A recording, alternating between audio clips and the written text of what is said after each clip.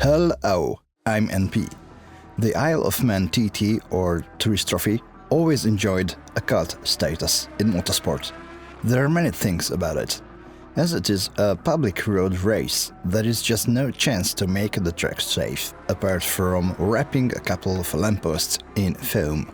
The second thing is the size of the track. It's a little bit longer than 60 kilometers. Compared to Nürburgring, that's a master of a track with its 20 kilometers of length. Well, TT is 3 times the size, with over 250 turns. Then about the speed.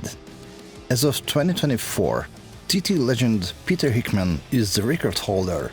He completed the 60 kilometers long lap under 16 minutes and 36 seconds. That means over 220 kph average speed. Not top speed, average. If that wasn't crazy enough, he made it on a bike that's not much different from a saloon bike that you can buy. That's absolutely nuts. These guys are absolute legends. So if you are into sim racing and you seek the most extreme challenge, well, the TT Isle of Man Ride on the Edge series should be on the checklist. I've been driving rally sims for quite a while. I'm not the fastest driver, but sort of stable, being able to bring the car home most of the time. And despite that, I'm admittedly not the fastest driver around. Still, driving a rally car to the speed, especially some old stuff like Group B, is quite an extreme experience. But trying to tame a motorbike on a public road with 250 turns, over 250 kph, well, it's on a different level. This game gives you the experience. It's bonkers. So after playing TT Isle of Man for quite a while and keep on crashing all the time, I set up a little challenge for myself somewhere around summer 4 months ago. A bucket list in this game, if you like. So the first challenge is to complete a lap without crashing. It sounds simple, but it's not. For your knowledge, in the real life, a newcomer to the TT races becomes eligible to start on the race only after completing the training program. It takes 3 years. As a sort of paying respect for this, I should do it without using any aids. No ABS, no anti-wheelie, no race lines, no corner indicators, no map, no instrument cluster. You know, in the real life, none of the guys use them. They just have the bike and the road. And even if I crash 1 zillion times, I sort of like that.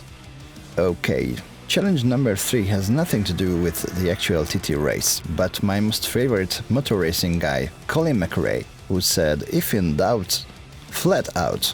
So I'm supposed to go full throttle between the Union Mills chicane and the Highlander entry.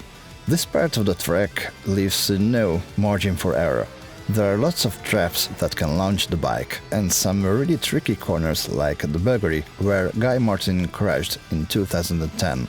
So finally, for the final challenge for myself, I'm supposed to do it to the speed. And I don't mean a record-breaking time, I'm slow and old. It's just about my limitations. My fastest time before this attempt was 19 minutes and 30 seconds, well, including 1 crash. But still, it was the best I could do. I guess without the crash, it would be somewhere around 90 minutes and 15 seconds. But considering certain sections, I most certainly was on the safer side, beyond my limit. But did, for example, John McGuinness do a race on the safe side ever? No, I don't think so, not for 1 second. So I'm supposed to do it under 19 minutes. That's about 10 seconds above my limitations. Nice. So when it comes to limitations, just a couple of words about it. Some of you who watch my videos may know that I have a health condition. Nothing serious, nothing too dangerous, but it affects my short-term memory. In everyday life, there is just no effect. But since the thyroid gland failure, well, I'm not a very good student, to say so. So learning a track with 250 plus turns, well, it was tricky. I think I could manage it quite well up until the below bridge jump. But after that there are so many blind spots where I have to do some sort of reaction driving that's much slower than race speed.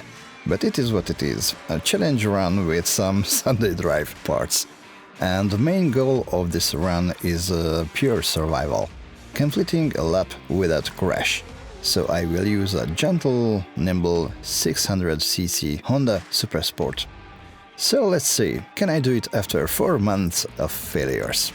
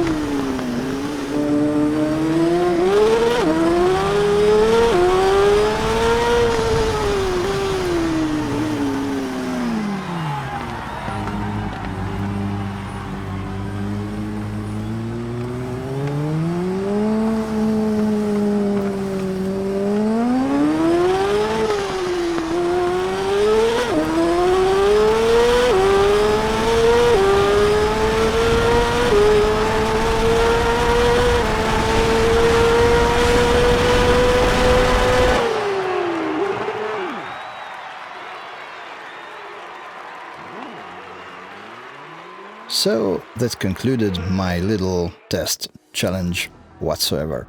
It ended up to be better than I suspected. 4 months of crashing history. It's been fun, and this game is amazing, I think. And despite the fact that making a bike sim is sort of difficult because of the interface of a bike that's much more complex than just a wheel and 3 pedals in the case of the cars. Still, it's one of the closest experience of actually riding one, well, as far as my memories go. Back in the 90s, I used to ride a 500cc Honda, and despite that the physicality of it is pretty different and I think it's impossible to duplicate in a game, still, TT Isle of Man Ride on the Edge is a great attempt to capture the feel, and it's a hell of a racing game. Also, it's a nice tribute to all of those crazy guys, masters of TT in the reality. NP out. See you somewhere in time.